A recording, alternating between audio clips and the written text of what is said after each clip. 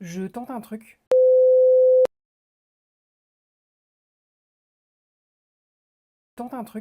Parce que dans ma cuisine, c'est très compliqué de filmer parce que l'éclairage est absolument atroce, c'est tout petit et comme il y a des placards vraiment partout, je n'ai pas d'endroit pour filmer vraiment de haut. Donc, bah, je suis sur une table basse dans mon salon. En plus, l'éclairage naturel est beaucoup mieux. Donc, je me fais mon repas de demain midi pour le travail, parce que donc demain je suis du matin, donc il me faut mon repas du midi. Et j'ai décidé de refaire la salade que je me suis faite hier. On est sur une salade, carottes, courgettes, avec une sauce citron, sauce soja, miel, de la menthe et du sel. Et tout. J'ai oublié les plus légumes. L'économe, le Willy Waller 2006. Ceux qui ont la ref.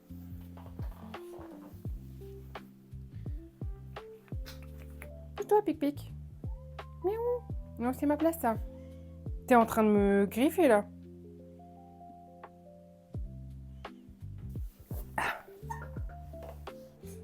La recette est super simple. Vous taillez les légumes en petites lamelles, vous coupez la menthe très finement, pressez le citron et c'est terminé.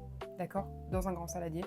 Il est beau ce saladier, n'est-ce pas? Les légumes sont lavés au préalable parce qu'on va manger la peau puisque dans la peau des légumes, il y a un maximum de vitamines. Si vous voulez manger vos légumes avec la peau, choisissez les bio et lavez-les bien quand même au robinet quand vous arrivez chez vous. Donc on taille la courgette en tagliatelle.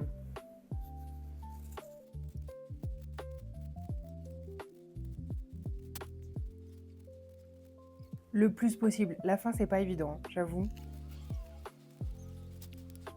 Donc pour la fin, préférez un couteau et couper très finement. Parce qu'on ne veut pas gâcher. On fait la même chose avec la carotte. Voilà. Les feuilles de menthe.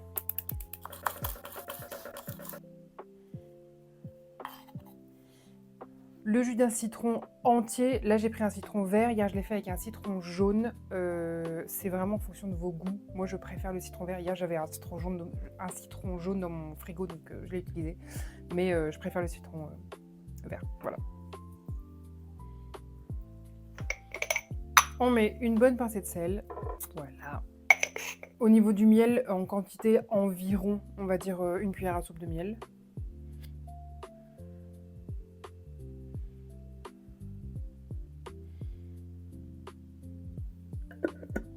Pour le miel, choisissez toujours des miels d'apiculteurs français et non pasteurisés. C'est bien meilleur pour la santé. Le miel pasteurisé n'a, on va dire à part le fait qu'il soit sucré, ça n'a pas grand intérêt encore une fois en termes de nutriments. Alors qu'un miel non pasteurisé, c'est vraiment un super aliment, c'est excellent pour votre digestion, c'est bon pour votre système immunitaire, c'est bon pour la cicatrisation de votre peau. D'ailleurs, petit tip, si vous avez des plaies, le miel est antiseptique, donc vous pouvez en mettre sur la plaie directement en cataplasme et ça fait cicatriser. Moi, mon miel vient d'un apiculteur du Pays Basque. Enfin, quoi, je sais pas, chez Roth. Chez Roth, c'est au Pays Basque ou c'est en Béarn? J'ai comme un doute. Après, vous savez absolument pas où est chez Roth, mais c'est pas grave. Parce qu'en termes de questionnement de si c'est en Pays Basque ou en Béarn, vous n'en avez rien à carrer.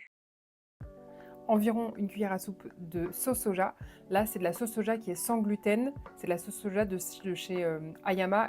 En plus, celle-ci, elle est sucrée fermentée. Donc, du coup, elle est absolument excellente. Elle est incroyable. Ensuite, on mélange. Et là, ça va reposer toute la nuit. Demain, je le mettrai dans une boîte avec de la feta en plus. Et ce sera absolument délicieux. Voilà, je vais me faire un petit pain de sarrasin avec pour avoir des féculents. Et voilà, ça me fera mon repas du coup de demain.